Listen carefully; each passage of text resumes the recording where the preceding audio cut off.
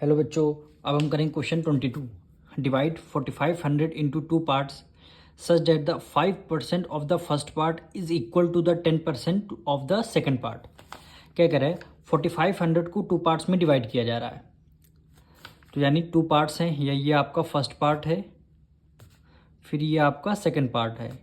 इसको 4500 को two parts में डिवाइड किया जा रहा है। तो सबसे पहले हम लेट कर लेते हैं, let the first part be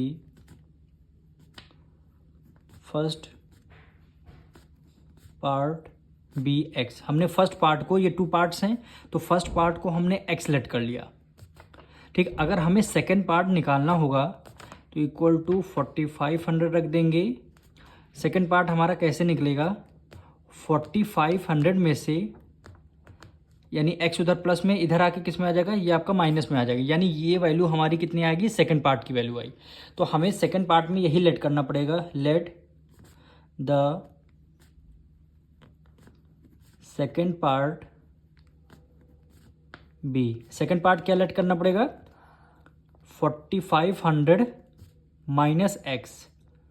ये हमारा हो गया सेकंड पार्ट। यानी फर्स्ट पार्ट हमने एक्स लेट कर लिया है और सेकंड पार्ट हमारा 4500 माइनस एक्स हो गया। अब अकॉर्डिंग टू क्वेश्चन, यानी अकॉर्डिंग टू क्वेश्चन बोला गया है, कह रहा 5% ऑफ द फर्स्ट पार्ट। ये देखिए 5% ऑफ द फर्स्ट पार्ट, यहाँ इतने वर्ड आप पढ़िए। यानी क्या बोला है? 5% of first part. First part हमारा क्या? एक्स है, तो हमने एक्स रख दिया। इज इक्वल टू कह रहा है 10% ऑफ द सेकेंड पार्ट, यानी 10% of second part. Second part हमारा क्या है? 4500 माइनस एक्स, यानी 4500 माइनस एक्स है। ये हमारा है सेकेंड पार्ट। अब इसमें से आपको एक्स की वैल्यू को फाइंड करना है।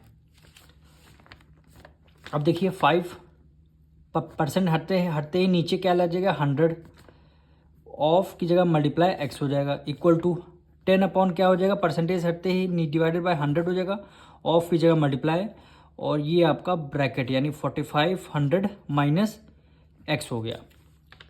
अब देखिए डिनोमिनेटर के यहाँ पे भी 100 है, इक्वल टू के दोनों तरफ डिनोमिनेटर में 100 है, तो आपका 100 से 100 आपका कट जाएगा। क्यों है? क्योंकि इक्वल टू को उस तरफ डिनोमिनेटर में 100 है, इक्वल टू के इस तरफ ही डिनोमिनेटर में 100 है। अब बच्चा क्या? 5 की मल्टीप्लाई एक्स से करेंगे तो आंसर क्या आ जाएगा? 5x इक्वल टू, अब यहाँ पे 10 है, 10 की मल्टीप्लाई आपको 500 से करनी है, फिर आपको 10 की मल्टीप्लाई किससे करनी है? x से करनी है।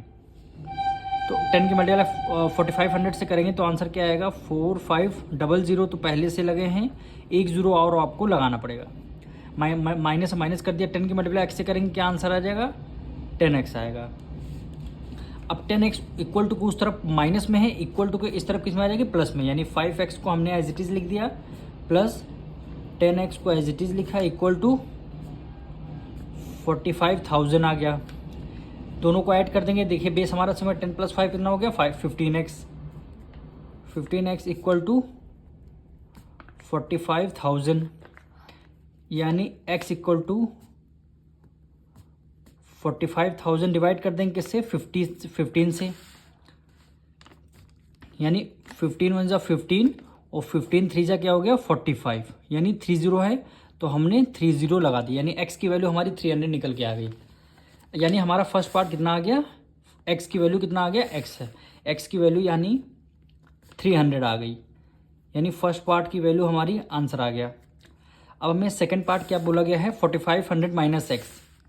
तो हमारा सेकंड पार्ट क्या आ जाएगा? ये आपका फर्स्ट पार्ट और ये आपका रहेगा सेकंड पार्ट। वैल्यू क्या गिवन है? हमने लेट किया था 4500 में से x को आपको माइनस करना था, equal to 4500 minus x. X की वैल्यू क्या आई है? 3000 निकल के आई है। 4500 में 3000 अगर आप माइनस करेंगे तो आंसर क्या आएगा? 1500। यानी हमारा फर्स्ट पार्ट क्या आया है? 3000 और सेकंड पार्ट क्या आया है? 1500। यही क्या हो जाएगा? हमारा आंसर हो जाएगा।